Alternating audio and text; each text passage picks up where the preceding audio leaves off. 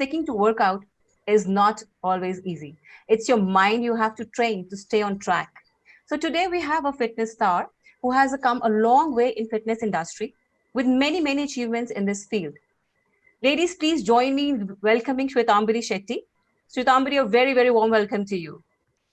Thank you so much. It really means a lot for me to be able to be here and share everything that I possibly can in the little time we have. So yeah, thank you, ladies, for just having Thank me you. over.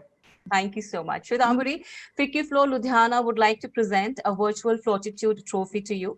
Floatitude stands for Women of Substance. Floatitude stands for Yeah, Women of Indomitable Spirit and Courage. So I request IT team to kindly display the trophy for her. that's so cool.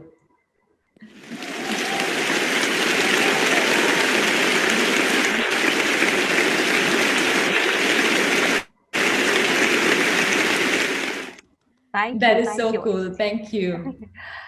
Now I would like to introduce today's moderator, Hina Singla. She's a postgraduate in applied finances from Monash University, Melbourne, Australia. She's certified gold consultant in international etiquette and protocol from Switzerland. She's currently running a preschool named Veda in South City, Ludhiana. Happily married to Mitul Singla for 11 years now, and she's a proud mother of two, Meher and Vedang. A very warm welcome, Hina, to you too. Thank you so much, Mukta. Thank you. I invite Hina now to take over the session. Thank you, Mukta. Thank you once again. Hi, everyone. Well, today we have amongst us a very special guest, a banker who turned इसकी बहुत simple who has successfully established a niche for herself in a very male dominated space. She's not just a Guinness Book World Record holder, but has also hosted various web shows, TV shows, and radio shows. After working along with fitness freak Bollywood actors like Hrithik Roshan and Tiger Shroff, collaborating with Cult, this woman aims to just get people moving. Welcoming India's most celebrated fitness and Zumba star, Mrs. Shwetambari Shetty. Hi, Shwetambari, welcome. Hi, Hina. Thank you so much. Really, I'm feeling, so overwhelmed with all the love right now. Thank you. Super excited to kickstart and take everyone's queries and, yeah, be at it really. It's a pleasure to have you amongst us today, Shwetambari. So to start with, Shwetambari, my first question is that from being an operational manager at HSBC Bank to top 5 most fittest women in the country and best 2 Zumba master, how has the journey been? Okay, so it's been very confusing and complex, if I may say so. Now, a little bit of my journey is, of course, mentioned in the book, but just a little bit because we wanted the book to be really about making fitness simple. But you know what, I realized that I loved my banking job and all that, but I think I was really out here to make people fitter and healthier, because when I taught my first class ever back in 2011, I had one student, right? Just one student in my class. But the joy at the end of the class, the way I could make her feel, she was happy. She felt like, okay, she's getting healthier and fitter and all of that. Just that joy made me feel like this is really what I want to do. I not only want to make myself fit, but I really want to make the people around me, especially in my city. I live in Bangalore. So, I wanted to really change the face of fitness around there.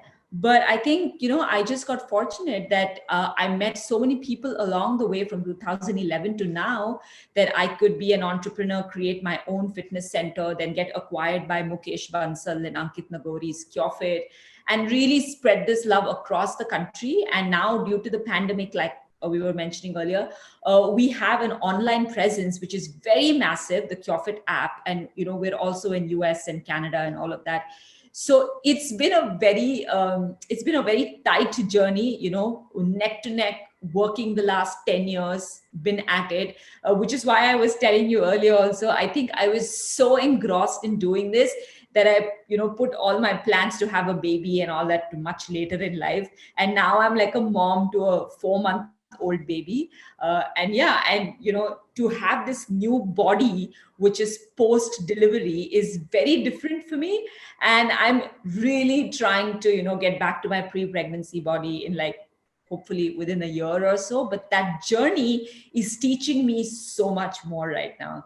So yeah, it's been quite a crazy, hectic last 10 years, but the learning has been immense, and I'm looking forward to sharing as much as I can right now.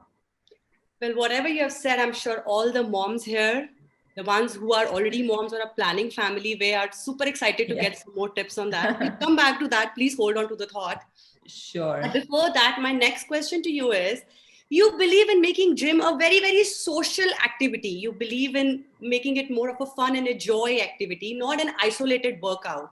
But then in these Yes. Corona times where isolation is the only resort where we have to fall back to, what options do we have? How do we make it more interesting, something to look forward to in our day-to-day life?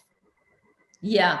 In India, right, Hina, the fitness is a luxury. Okay. It's not a necessity. And I say that because we don't make it a part of our life like we do, eating and drinking and, brushing and bathing. And, all of these are a day to day activity, but this is a luxury. So that's the reason we wanted to make fitness so much fun that people get addicted to it and they look forward to doing it every single day. And then through this book, my goal was to really help people understand that fitness is simple. Keeping fit, keeping healthy is not a very difficult task. We don't have to be at it thinking about, Arey yaar, I have to go to the gym. It doesn't have to be so complex, right? So that's the whole message to this book. And then the pandemic happened where everybody who had to resort to doing stuff at home, whether through fitness or household chores, to really, kind of manage life, right? And I think in the last 9 months, a lot of us have realized that fitness doesn't necessarily mean having to go to the gym using different type of machines and equipments.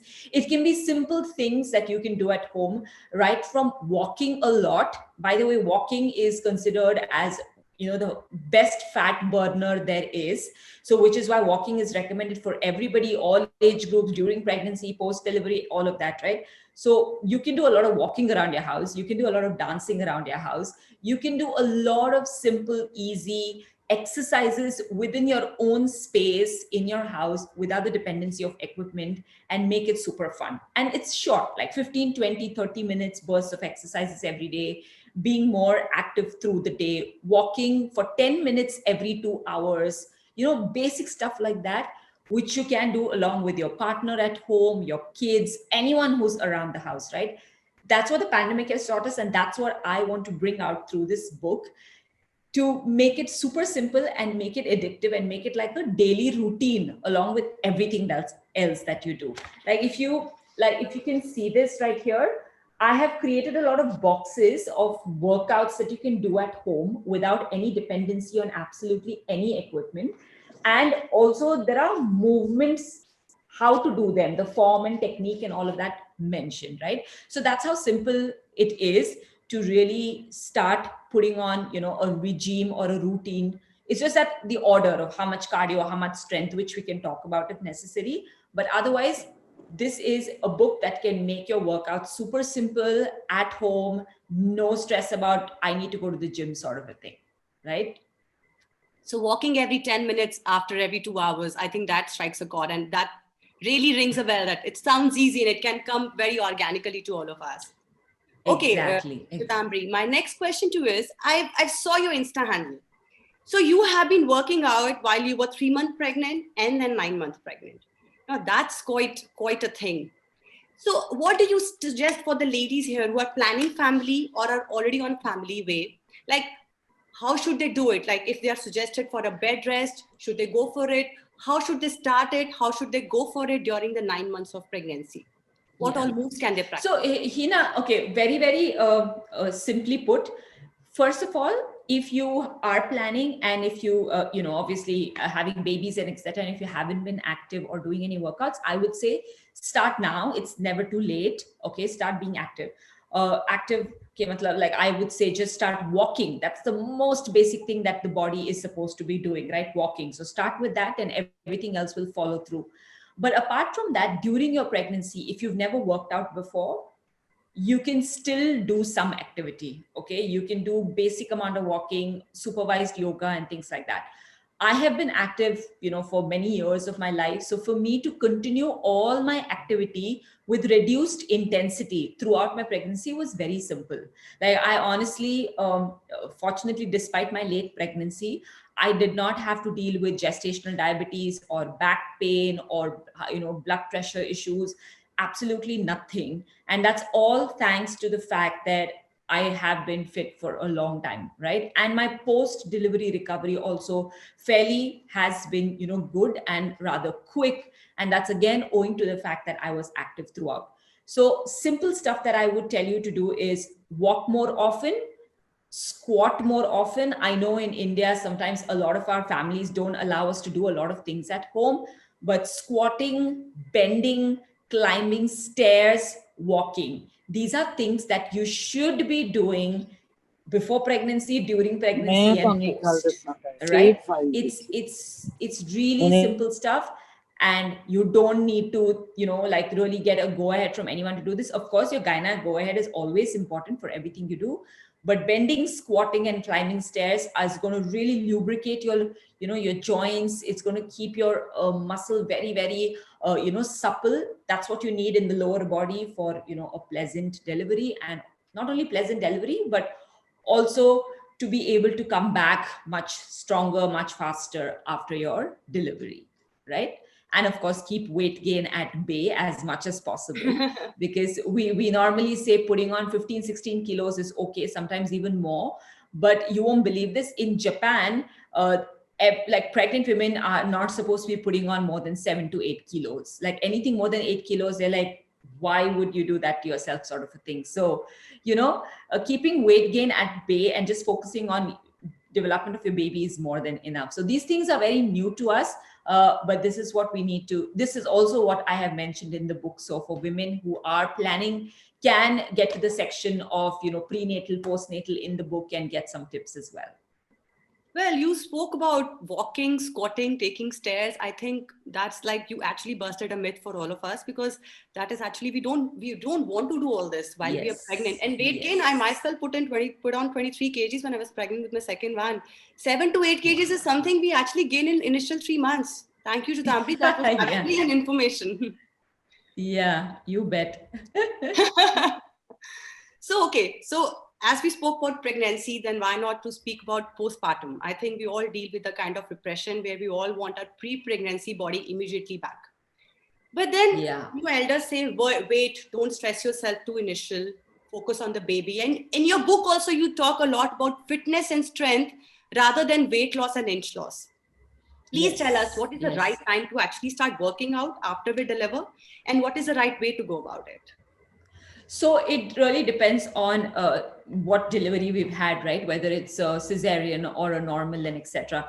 But here's the thing: you need to wait for 6 weeks for your body to settle down. Okay, 6 weeks is what, a month and a half, which is, we all know that you need your uterus to shrink back and settle in the pelvic cavity. So wait for 6 weeks, but before the 6 weeks mark, you can start walking, right? You don't need to be lying in bed. You know how we are raised, right? In India especially, right? Like, I've gone through it myself. The baby will come to you in your bed, the food will come to you, to your bed, everything just comes to you.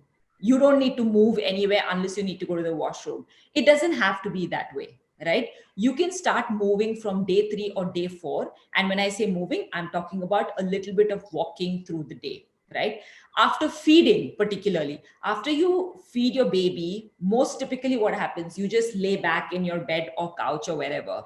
What I used to do, or I still do, is I get up after feeding and walk for about 10 minutes, because your body is already feeling so stiff because you're sitting in a particular position for too long. So you just get up, let some blood circulation happen, let your, joints kind of lose that stiffness and all of that. So walk for about 10 minutes after every feed. That's it itself is a lot.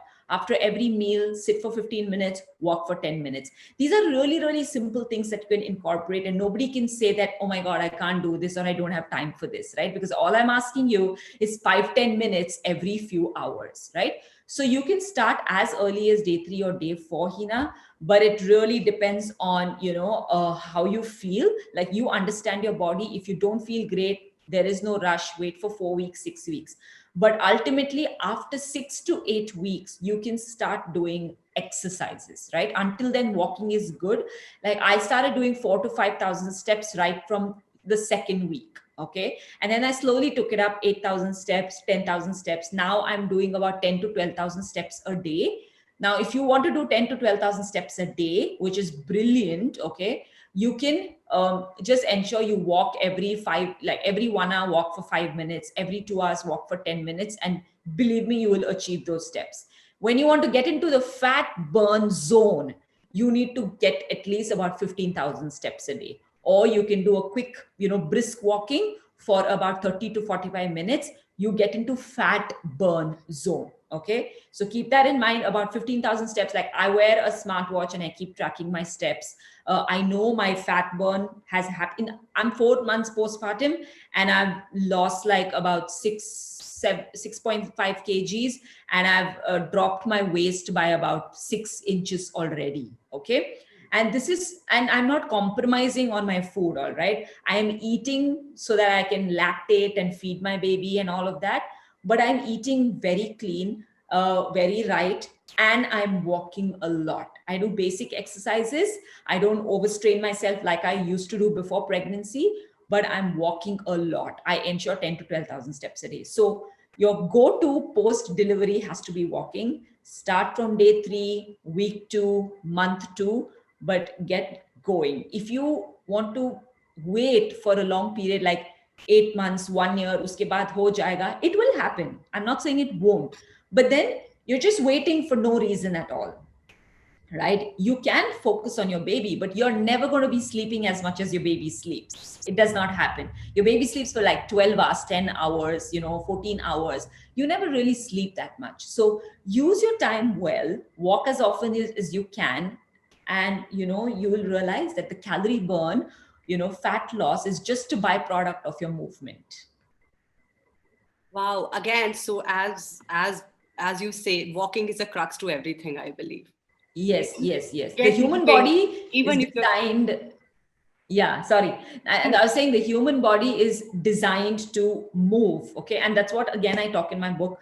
Hina, we're not designed to be sitting down. We should be actually moving all the time, right? We should be sitting, like, if you look back at our ancestors, or maybe our grandparents, or, even parents to some extent, they would sit primarily to eat their meals, have chai or coffee, or to eat their 2-3 meals in a day.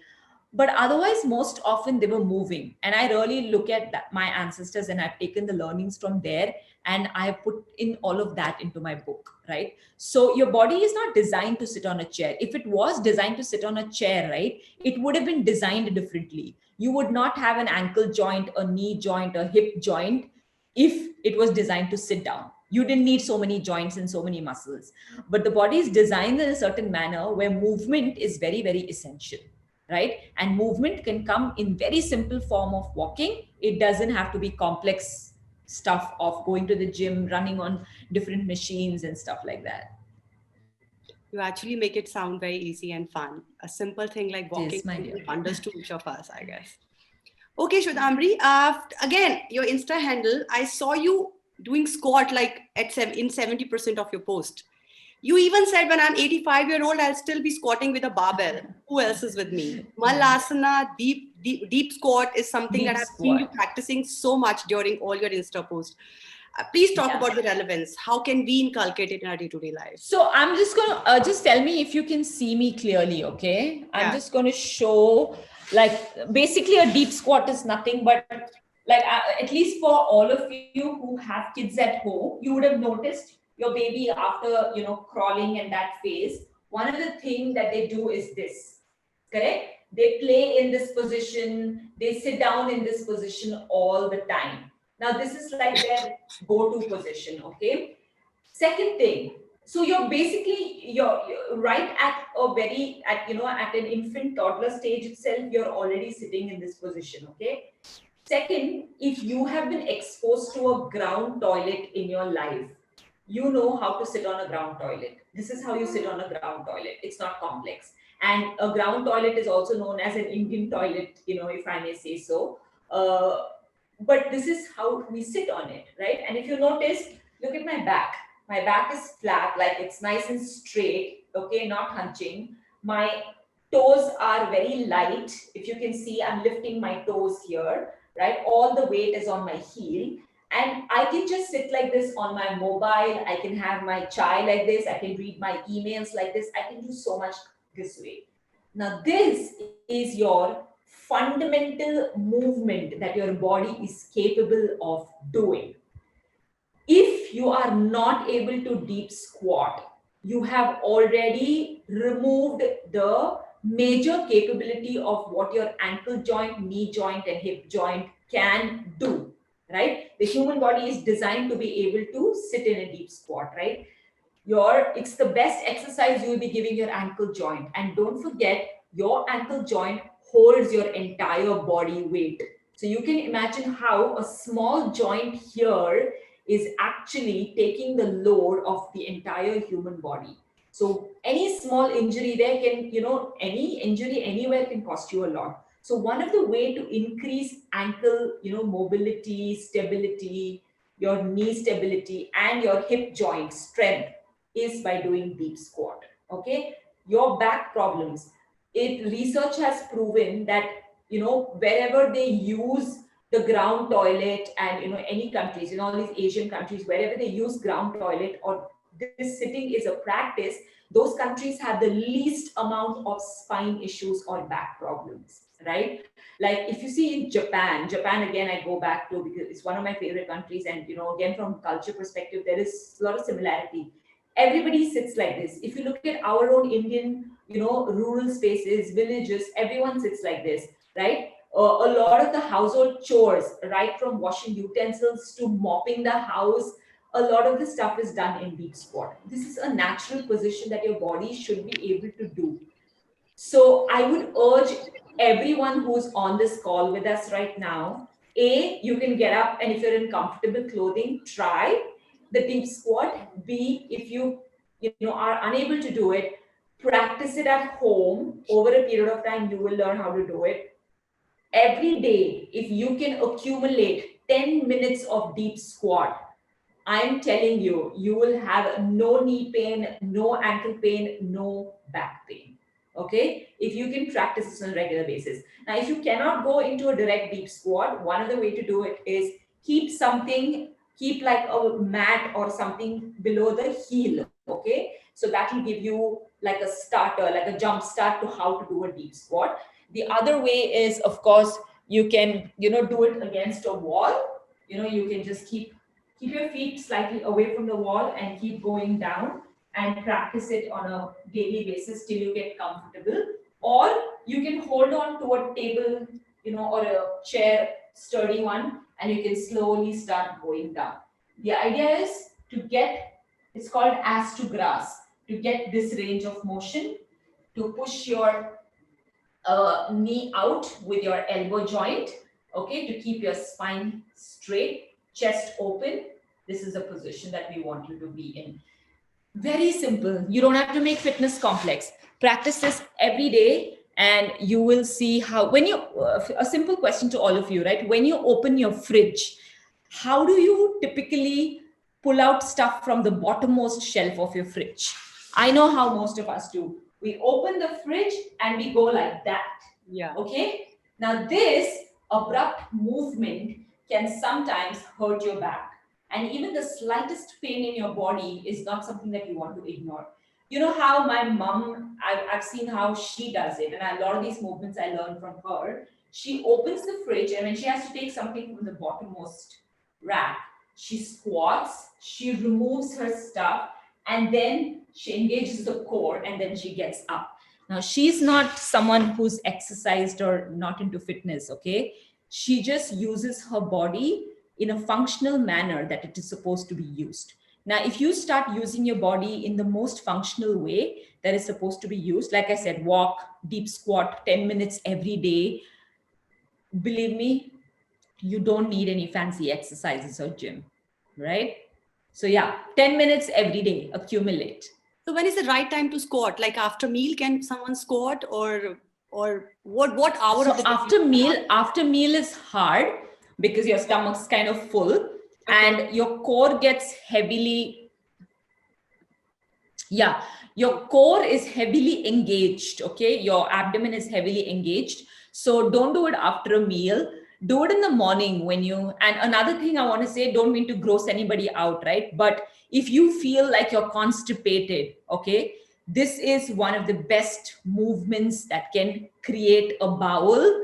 And you will really, like, when I feel constipated, and there are times that I've had that problem, like much earlier in life, one of the ways that I used to allow a lot of bowel to happen is sit in this position in the morning when I have my hot water and things like that, and it would just be completely sorted. So a lot of things works for the body when you sit in a deep squat. Do it in the morning, do it before a meal, do it, like when you're just randomly at, wanting to check mails or check messages. Instead of doing this all the time and hurting your neck, your vertebra, you can sit in a deep squat like this, right? It's simple. Don't do it after a meal because you feel very full.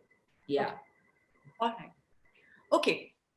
Another question is, as we're catering to all the age groups here, we spoke about pregnancy, then we spoke about postpartum.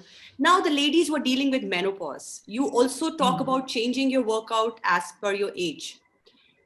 There's so many ladies who deal with problems like osteoporosis during old age. Yes. So what kind of Yes. workout can they follow? Yeah. So first of all, before we get to the stage of osteoporosis and all of that, right? A lot of these like squats and lunges and lightweight training, ladies, will help you avoid it at a later point in life. Now, earlier back in the days, women really couldn't do much as they age. Degeneration was normal. Their bones would start getting brittle, and a lot of issues like osteoporosis would happen. But today we have a lot of solution to these things by doing a lot of strength training and things like that. So before you get to that stage, if you can incorporate some easy lightweight strength training at home or even in your closest gym or wherever, I'm telling you, your muscle tone will be very strong. And as you age, your muscle tone will continue to remain stronger, and your degeneration will happen of the bones, but it will delay. So you will basically age gracefully, all right? But for women who are already facing certain amount of, osteoporosis or all of this, water is one of the best exercise. Okay, walking in water, swimming, or aqua based workouts are brilliant. But if you don't have access to a pool or any water activity, then you can do a lot of basic squatting and lunging and plank holds and all of this at home. It does, or you can even do it supervised. But if you have too much pain, I would say take it easy, walk a little bit, don't do any strenuous activities.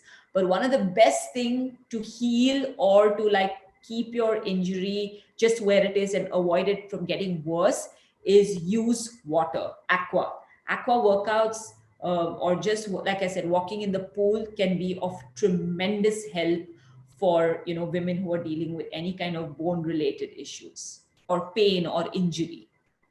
Also during menopause, are these moves equally beneficial or anything else? Yeah, absolutely. See, again, what happens also during menopause is, I think we go through a series of emotions as well, right? Yes, the body goes through changes. The woman's body is always going through hormonal changes, and one of the ways to keep us, from really getting to us is exercise, because exercise of any sort or a sport, anything you love, okay, will release a lot of endorphins, does release a lot of happy hormones. So even during this menopause, I would say don't do any intense activity, but do some lightweight training, do some basic cardio, pick an activity that you like. If you like dancing, choose to do a lot of dance based activities. And believe me, today you have ample amount of sessions available online, especially due to the pandemic. Now you don't really have to step out anywhere. Pick a sport that you like, or I always say you can stick to walking. But water, if you love water, then you're sorted. You can do a lot of water activities, somewhere maybe at a pool outdoors, or if you have a pool at home, that's more than enough. Keep it basic, don't keep it too intense during your menopause period. Okay. So Shwetambre, you says dance or swim your way to menopause. That's the best thing. Yeah, absolutely. You need to keep your hormones, basically don't allow it to get to your head. It's a lot of a mind thing, also, right? It's not just a physical thing. It kind of brings you down. And that's what happens even during pregnancy and post delivery also, especially post delivery. I feel fourth trimester is the hardest. And that kind of really, really tests your, mental strength. Now, the one thing that you need is endorphins and happy hormones. And one of the best way to bring it out is through exercise. I know food also can make us happy, but a lot of the happy food is also not, healthy food. That's why I say just exercise. Okay. Right. But Hina, as we go forward, I'd love to, ask any of our, listeners, viewers, if they have absolutely any question. It could be related to their fitness, it could be related to their food, it could be related to any kind of health issues. Happy to take them. Sure, Shwetambre. Another post that I came across this morning was that if you want to see your abs, eat better.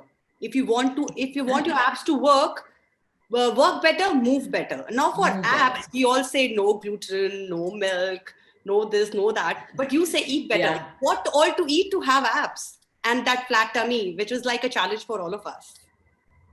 Yeah, I know, right? I think the hardest part to achieve is like a washboard tummy or a washboard ab, right? So look, there is a lot that can go around with getting flat stomach. Although honestly, getting a flat stomach or getting washboard ab is not a bad want or a need. The core still has to be, am I able to move better? Okay. Now, if you want to, you can get both. You can get move better and you can get, good looking abs as well. Now, keep your understanding food becomes very important here, Hina. So I know I can say a few things here, which I have done it myself, but a lot of it is how you practice it, and you need to understand how a particular food reacts. Okay, you spoke about gluten and lactose and all of these intolerances. Now, if you notice, these intolerances were only identified in the recent past. Okay, nobody knew something like gluten intolerance and lactose intolerance. We all had milk all our lives. Suddenly you develop an intolerance to it. We all had gluten all our life. Suddenly, we are getting intolerant to gluten. It's strange, right? So the problem here is the food quality has deteriorated, which is why we are not able to accept that very well, right? And the second thing is our gut. Now, the gut is obviously, all your intestines and everything. We haven't kept our gut very healthy by eating the right kind of food because of the kind of food that we get are exposed to. But if you can make it simple, don't make food complex, then you can head towards getting great looking abs, right? What is simple? Now, look at your breakfast, look at your lunch, look at your dinner, and look at all the snacks you eat, right? Now, I've kind of re-looked at every meal of mine post delivery. For my breakfast, I have incorporated like different type of fruits, okay? And I do any particular seed like chia seed or etc. And I put in, to make it delicious, I put in unsweetened peanut butter. Okay. It's a big bowl. It's like a 500 calorie breakfast. It's a high protein and it's delicious. Okay. So I'm not moving away from taste. I'm keeping the taste, really, really good. But at the same time, I'm getting a big bowl of goodness. Now, if you cannot make these small changes or even big changes for some of us, then getting to that goal of washboard abs is not possible. I would say yes, eat, culturally. Again, if you're used to eating idli dosa, like I'm, from south of India, then I would want to eat that. But if you notice, our food, Indian food, is carb heavy.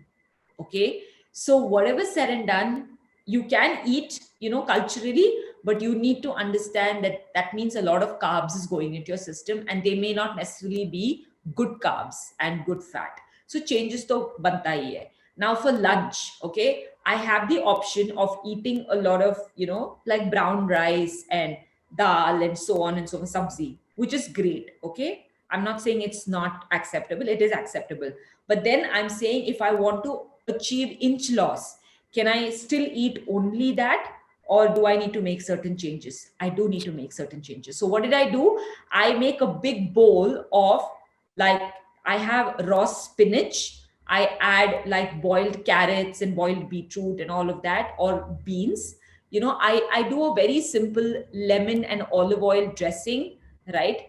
And I add some walnuts or some hemp hearts into it. It becomes, I'm not kidding, but it becomes delicious because of the olive oil in it and because of the lemon squeezed. But it's a whole bowl of these fresh raw or boiled vegetables which I'm eating with taste. I promise you it's tasty. I'm not someone who can eat bland food also. Okay.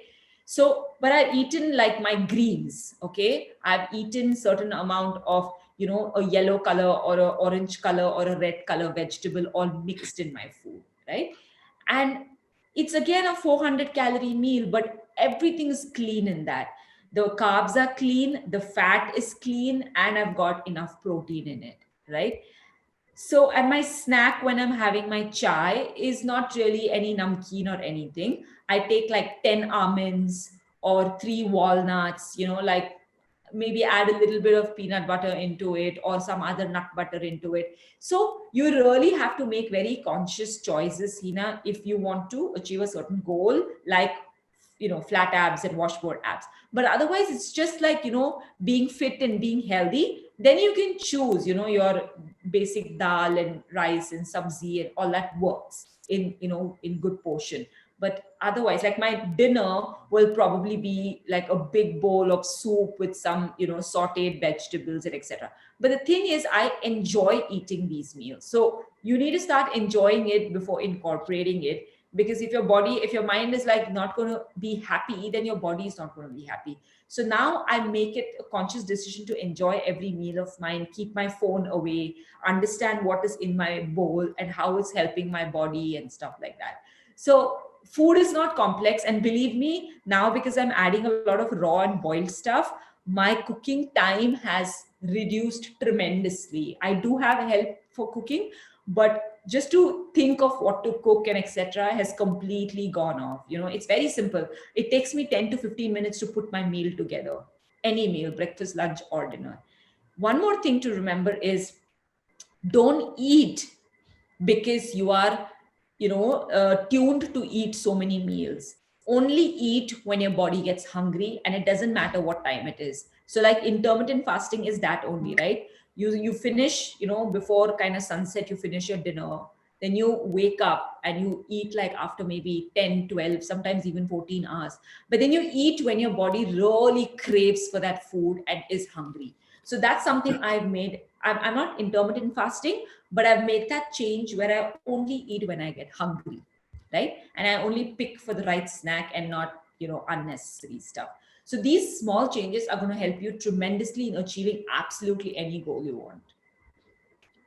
I think that makes complete sense. So is it okay to have the detox smoothies also in the night? Do you prefer them, or what do you have to say? You know what, in the night, right? I would say have something warm, okay? Which is why don't do anything cold. Like smoothies are not normally warm, right? Your body needs something comforting in the night so that you can sleep well, right? So do something warm in the night, like a nice warm bowl of soup is one of the best. Smoothie, like some people even have a little bit of oats, like warm oats. I would say yes, that works. Oats is, really good carbs and etc. But nothing like a warm bowl of soup or any warm food in the night. Okay, that is something that will help you sleep well, get get a good night of sleep. Sometimes smoothies and etc. don't allow you to get good night of sleep, and don't have too much cold food in the night. right? Okay, I got you. So it's basically one needs to have something warm before going to sleep, and you don't. Yes, absolutely. It works wonders. Yeah, works so much better when you have something warm. Well, Aina has a question. She says at times the soup does not suffice as a dinner meal. You feel a little Yes, hungry later. yes, So how one can go? yes. So also depends on the quantity you're having, Aina. So I would say like I have soups in the night, and honestly, I work out a lot, so my body kind of demands a lot of food. I actually have a big bowl of soup, right? It can be like 250, 300 ml, right? That's a big bowl, and I also keep some vegetables. Or sometimes I have a sourdough bread also, like one slice of sourdough, multi-seed sourdough bread or something.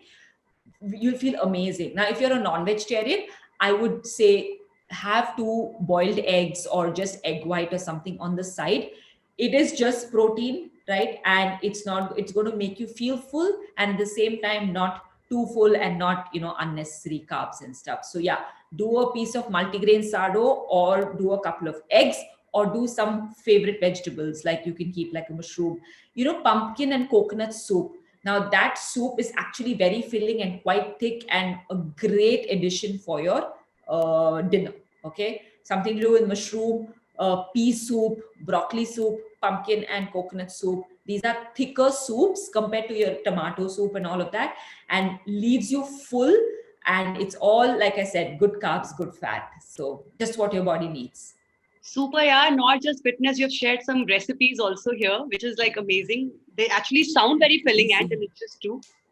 Okay, my Yeah, I've been using it, Hina. So it's working very well for me in terms of, what my goal of inch loss and fat loss is. So since it's working for me, I know it can work for everyone else, which is why I'm just sharing. but they're actually sounding very tasty and very filling. Like an egg and a Yes, pumpkin or yes, a coconut soup is a complete meal in itself. Super. yes. Thank you, Shikambri. My next question to you is: you suffered from a minor knee injury long back. So post Yeah, that an ankle injury. ankle Yes. injury. Okay, sorry. Yeah. So post that you also stressed on resting and taking breaks and not overworking out. Can you Yeah. also talk about that a bit? So, any injury, right? Absolutely any injury to the body, it needs attention. Okay. I know a lot of us have this slight niggle in the back, slight niggle in the shoulder, yeah, slight niggle in the knee, and we ignore it saying, Arey nahi yaar, old age, or, nahi, it just comes and goes and stuff like that. But, your body doesn't deserve to go through any pain. Okay, a slight pain that it goes through comes from soreness, which comes from uh, a lot of exercise, or you've gone trekking on a weekend, and you wake up the next morning and you're very sore because you've suddenly done an unusual activity, right? But otherwise, every injury needs your attention. Any form of pain in the body needs your attention, small or big, because the moment you kind of ignore it, and it goes, it kind of builds up over a period of time, it can get really worse. And as you age, it can come back with a vengeance. Okay, so when I had my ankle injury, which was owing to, by the way, excess cardio. Okay, I did excess cardio because I used to teach, and that's how I did not incorporate enough strength training. That's how I got my ankle injury. All I did was I immediately sought, an ortho's help. I rested for 6 months because I wanted it to completely heal. And then after 6 months, you won't believe it, I came out stronger. And this injury was quite a bad one, and it happened about 7 years ago. And after resting 6 months and coming back to doing everything and incorporating weight training and strength training, I've not had that pain come back to me in the last 6 7 years. Like, I've not felt anything, right? So giving enough attention to any pain in the body is very, very important. Otherwise, you just, all of us ignore small injuries or small pain or small niggle, and we say it's okay, it does not need a doctor's attention. I believe every little pain in the body needs attention, right? Because you don't want to make it worse, and when you make it worse, it just doubles into something else, because your body doesn't need to go through any pain, Okay. right? If someone is nursing a backache or a knee pain, one should take it completely easy, not a squat or a walk. Nothing should be done during that. No, so any back and knee pain, Hina, should be always consulted by an ortho. You cannot just have a knee pain or back pain. It is unusual. Those, see, either you have had no activity at all and you've only sat in front of your computer, laptop all the time. So there is a lot of stiffness in your hip joint and your knee joint. Okay. You need to release that stiffness, because that stiffness can become an injury at a later point. Or you have done some damage to your knee and back and you don't know how you've done it, so it needs some attention. Now if you and I were doctors or orthopedics, then we would understand what the problem is, but we are not. So why are we doing self diagnosis? So yes, you need to stop activities, you need to see if it's recurring. It's not, you can give it a few days. I'm not saying that today you have pain and you have to go today to the doctor. No, you can give it a couple of days, see if it vanishes completely or does it come back. Start your activity again, but start, feel the pain, no pain, great. Yes, there is pain, consult, right? Especially back and knee and ankle. These are all your big joints, even your shoulder joint. It's a huge joint. It's responsible for so many activities that you do through the day. You don't want to neglect these things. Yeah. So one needs to nurse the pain first and then get back to the basic. Yes. Drop every activity. Your movement should always be pain-free. Remember, pain-free movement is what you need to keep in mind. So what's your take on the fat diets like keto, Atkins? What do you have to say? So I'm really sorry, Hina, but I don't believe in any of these diets. I believe that you should eat well, but that eat well should be clean eating, right? You need to incorporate, like you can eat non-veg or no non-veg, doesn't matter. But you need to incorporate a lot of fruits and vegetables in your diet on a daily basis, whether you're a non-vegetarian or a vegetarian. These things have to be important. So I don't believe in, see, there is micronutrients, there is macronutrients. Okay, that's what food is about. Remember that. So in your macronutrients, you get carbs, fat, and protein. Now, you need every day in your meals. Okay, you need carbs, you need fat, you need protein as a source of energy. Okay, so your macronutrients is done. Then let's come to micronutrients. In your micronutrients, you have all the 26 vitamins and minerals. Okay, now when you do not get those micronutrients, on a regular basis, not on a daily basis, but on a regular basis, you will come up with all the deficiencies which comes out in your blood test that you do every once in a year. If that's ignored, it just gets worse, and all your hormonal issues, a lot of other, lifestyle diseases start coming from deficiencies in the micronutrients. When you go into these fad diets, right, you miss out on all these micronutrients, because everything revolves around itna carbs khao, itna protein khao, itna fat khao. While that is great, you're measuring that, but the focus of micronutrients only comes from fruits and vegetables, all our spices, nuts and seeds, right? So if you miss out on these, where is your vitamins and minerals coming from? The moment you're deficient, you have a health issue. Shwetambre, along with the diet, you suggest any supplements also? Like we are all deficient in vitamin D. Supplements are, the problem is today supplements have become a way of life. Okay. And I'll tell you why. It's only because the food that we're not getting enough nutrition from it, because the quality of our food has gone down. Okay. But when you supplement, even if it's vitamin D or B12, please be very sure that your supplementation is authorized by a qualified, a nutritionist or your doctor. Now, I do my blood test every 6 months, and I see if there is any deficiency, then I will take a supplement. But if I feel like I have no deficiency and my vitamin D is off only by like this much, then I just sit out in the sun. I will not take a vitamin D supplement because it's slightly off. I will still enjoy my sunshine in the morning around 8 o'clock, 9 o'clock, 10 o'clock, and I will get it back up. But if it's very deficient or insufficient, then you have to do a vitamin D or a B12. B12 is again something that goes off in most people. So you need to be very, very watchful of your B12, and you don't want your B12 to go haywire, because you will see hair loss, you will see a lot of hormonal imbalances happen. So keep a constant check on your vitamins and minerals, and when they go off a little bit, get your food right. If they go off quite a bit, get your supplements in.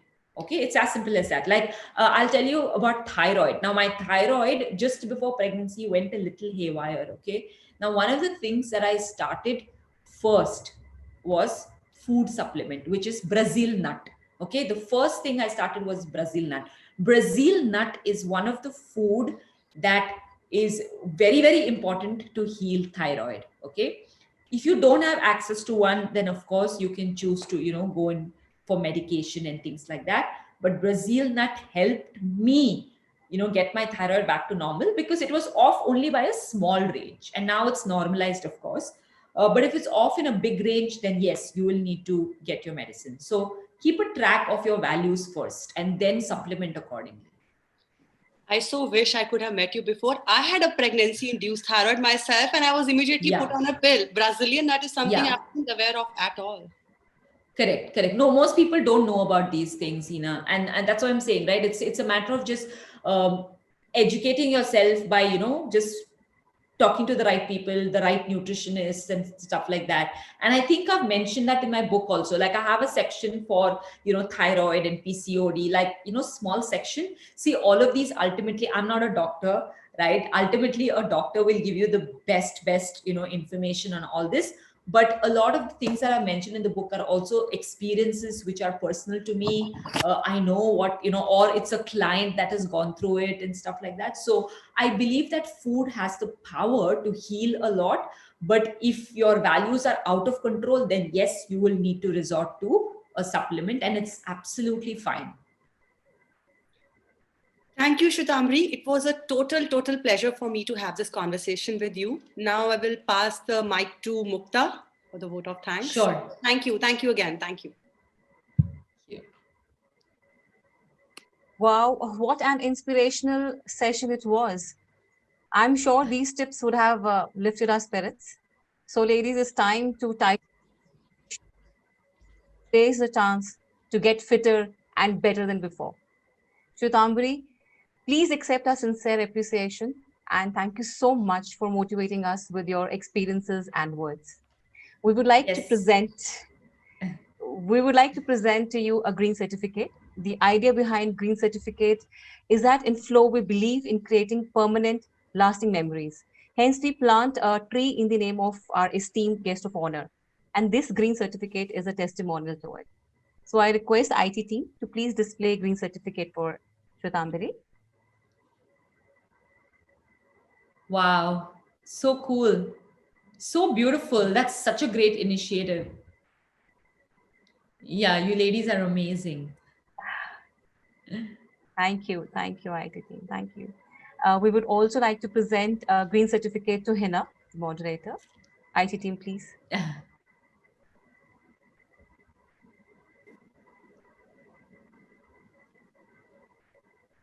Thank you, guys. Thanks a ton. Thank you.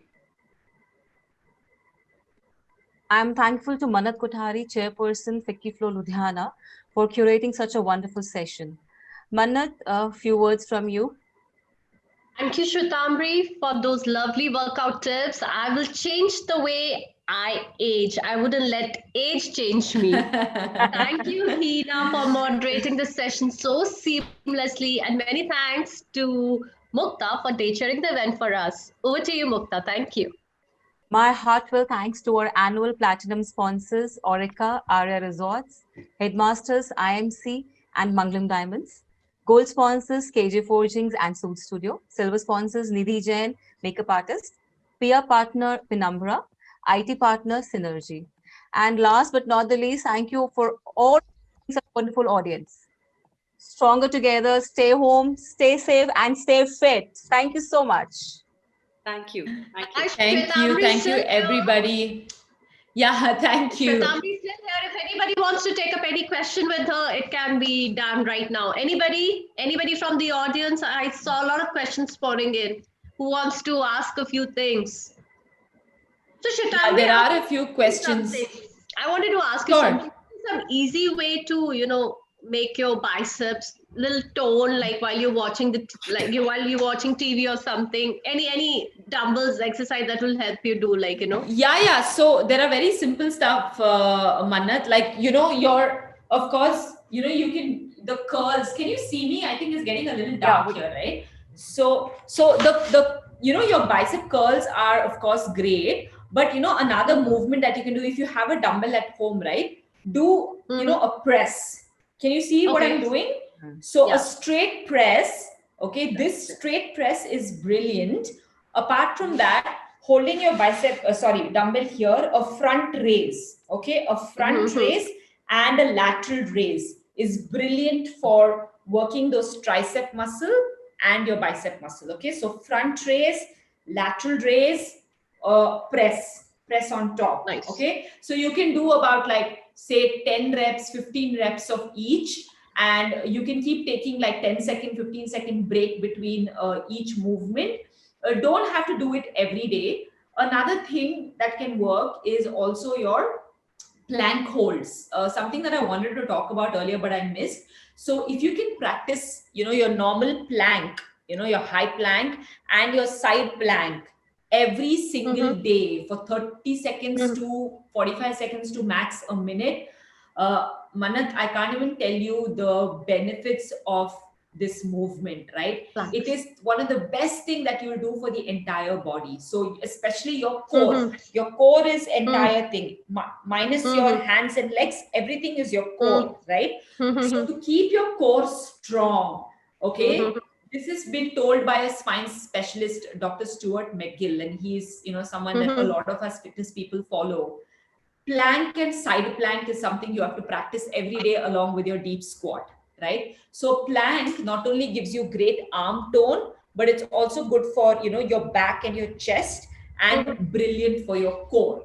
So you can do plank holds while you're watching TV. You can do bicep curl, push press, or a strict press, front raise and side raise. Another thing is, if you can see my arms, just put your arms out nice and straight at shoulder level and really small arm circles forward and backward, okay? Don't do it only for a little time, do it for long enough, really small arm circles. You will feel certain amount of fatigue in your arms, right? Once you feel that fatigue, you can stop, right? Because that's when you can really, until then your muscles are like still working around it. So when you feel that fatigue is when you know that, oh, it's finally gotten to a stage of working the bicep and the tricep muscle. So these movements on regular basis, every alternate day, can do wonders. But practice your plank, side plank and deep squat every day, and you can thank me later. No, and what is the ideal weight of dumbbells that we should be using while doing those, curls and everything? So if you're used to doing using dumbbells, Mannat, then stick to like 5 kg. 5 kg is actually quite heavy when you're doing these movements. But if you're starting off, start with 2 kg or 2.5. Right? Even for a beginner, you don't need to start with 1 kg. 2 kg will work fine. But when you lift 5 kgs, you will feel a good amount of work happening, right? And if you want to advance it, then you can go to 7.5. But 7.5 can be too much sometimes. 5 kg, you will actually feel when you're doing press, front raise and lateral raise, you will feel the work, okay? Maybe with the curl, sometimes you may need a 7.5 kg because the curl seems slightly easier compared to the lateral raise and front raise. Now, if you feel any shoulder, like an injury kind of pain or niggle, right, with lateral raise, please be careful and stop and, restart. Like I explained to you about the injury part, be careful, because sometimes when we do the lateral raise, we overextend. So don't overextend because that can hurt you. Okay. So just keep it nice and easy, nice and clean till the shoulder level and back. Yeah. Thank you. This while you're sitting or while you're standing, like the choice is ours. No. Yes, yes. You can do it. You can, I would say, stand and do it. I would say, don't avoid sitting down. But another thing you can do is also, especially for this, these handles here, right, for the tricep, Absolutely. you can do is a dip. I don't know if you can see me. So it's just get a sturdy chair, keep your bum close to it, and keep your arms in this order, and you just go down. Can you see this? Yeah, this is a simple dip. Okay, if you can see my arm right now, it's in a nice 90-degree angle. So don't overextend. Again, you can hurt your shoulder. So it's a nice 90-degree angle, and you come back up. Now this is brilliant for this little loose flab here, right? So you can practice that, and you'll really feel some work happening on those hands. Yeah. Thank you. Thank you Simple so much. stuff. Anybody else who wants to take up a question, a quick question with Shweta? Anybody else? Someone. Tamri, I would like to ask, Yeah. is there an ideal time to work out, like morning or evening? That's, good question. So honestly, workout should be done according to your convenience. So when you force yourself to wake up or force yourself to do a workout at a certain time, assuming it's good to do it at that time, you are not, you're not happy, right? You're just forcing yourself. Of course, by the end of the workout, you are happy. But the best thing to do is work out when you feel good. So when you wake up in the morning and you feel like I need to get a workout in, go for it, right? Make that a routine. A lot of people prefer to work out in the evening because, after a long, tiring day, they just want some energy release. Do it in the evening. Great. So there is no, good or bad time. Mornings are always wonderful because you get that sudden burst of energy to have a fabulous day ahead of you, right? You feel so much more fresh, and it's just a lot of happy hormones released in the morning. So yes, mornings work wonderful if you can incorporate mornings, but there is no hard and fast rule that it should be morning only. You can even do afternoon, you can even do evening. Just ensure you plan your food around, well, and you plan your rest periods well. Like if you've not slept enough, right, or if you've not slept well and you're waking up feeling groggy, do not work out, right? Because your body needs to go through proper recovery.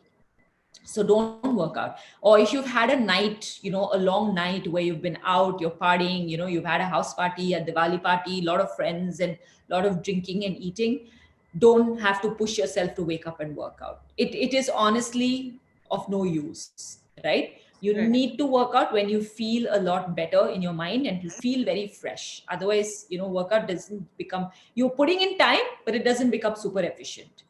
Right. Thank you so much. One question. My sister wants Sure. to know, supplements like whey, are they recommended for strength training? Does one need to take them? See, protein supplements are definitely recommended only because you don't get enough protein from your food. So I have been tracking my protein intake in the last 4 months. Like I said, I'm doing a lot of changes with my own food in the last 4 months post delivery. And I realized that to get enough protein from your food is not so easy. But if you're not someone who's exercising a lot, then you are getting enough protein. You don't have to worry. But otherwise, if you're post a workout, getting in some protein shake is not a bad idea at all, right? If because egg maybe there's only so much protein. A protein shake will give you like 12-24 grams of protein, but a food, you have to eat a lot of something to get that much protein. So having a protein shake is absolutely fine. No sweat at all. Feel free to have it after a workout. You can get it through food, then great. But if you can't, just go ahead and do the shake. Nothing wrong in doing a protein shake at all. If you don't want to take the typical whey protein, there are lots of plant-based protein available right now. The only thing is with plant-based protein, the protein content sometimes is slightly lesser compared to so you may have to have more scoops with a plant-based compared to a normal whey protein. But yes, and I do both. I do mostly a plant-based protein, but I sometimes do, normal whey as well. It's absolutely fine.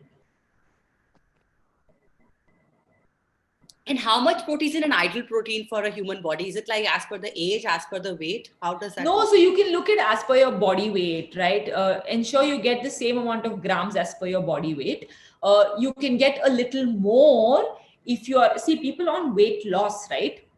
Increase their protein intake. Now, suppose I'm 50 kgs and, I need to take, like 50 grams or 56 grams of protein a day. But when I'm on a plan for fat loss, then I increase my protein intake. Okay. And I reduce obviously a little bit of my carbs and fat, but I increase my protein intake to say 70 grams a day. So sometimes when you're doing 70, 75 grams a day, it becomes a little hard to get it from food, right? 50, 56 grams, you'll still get it from food. But 70, 80 grams a day is very difficult to get it from food, which is why you end up taking a good protein shake, say after workout, or, sometimes some people even take it as the last meal of the day.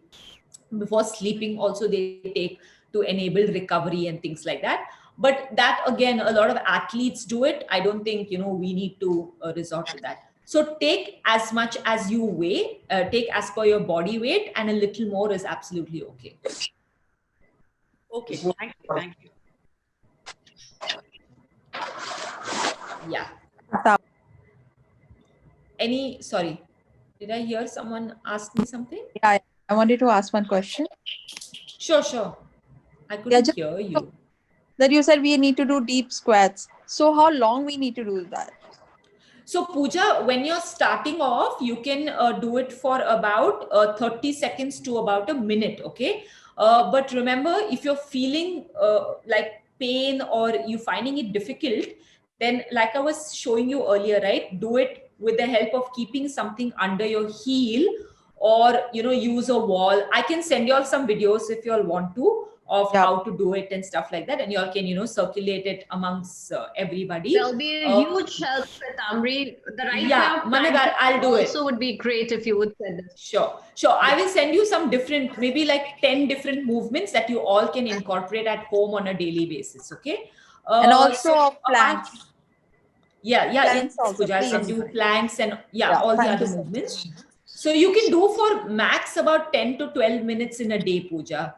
And you don't have to do it fully in one shot. If you can do it in one shot, it's great. But otherwise, you can accumulate it through the day. Like, I would do it for like 2 minutes in the morning. Then I'll do it like 2 hours later. I'll again do it for 2, 3 minutes, things like that. Like I'll give you my example of my husband, right? My husband also has very bad mobility. He is someone who's into fitness, but he has bad mobility. So during the pandemic, because he was doing a lot of stuff at home, he started practicing deep squat on a daily basis, right? And he increased it by a few seconds every day. So he used to be able to do it only for about 2 minutes. You won't believe it. By the end of 5 or 6 months, he was holding the deep squat for 10 minutes continuously. Like we were tracking it. So with regular practice, Pooja, you will be easily holding it for 6, 7 minutes at one stretch. But the idea is here, you don't need to get it at one stretch. Through the day, if you can keep doing it and accumulate about 10, 12 minutes, great, you're sorted. Thank you so much. Yeah. No problem. And I'll send out those videos. Yeah, I look forward seeing it. Thank you so much. Okay. Thank you so much, Shwetamri, for joining us today. Thank you. Thank Stay you. fit, stay Thank healthy, you. guys. Thank you so too. much. Bye-bye. Thank you. Thank you. Bye. Thank you, Mukta. Thank you, Hina. Thank you, Shweta, Thank you. Ashni, Thank Pooja, you. everybody behind the Thank you. scenes. Thank you so much. GD. Thanks. Bye-bye. Thank you. Thank you all. Thank you, Bye, everyone. Ashni. Thank you. Bye. Bye. Bye-bye.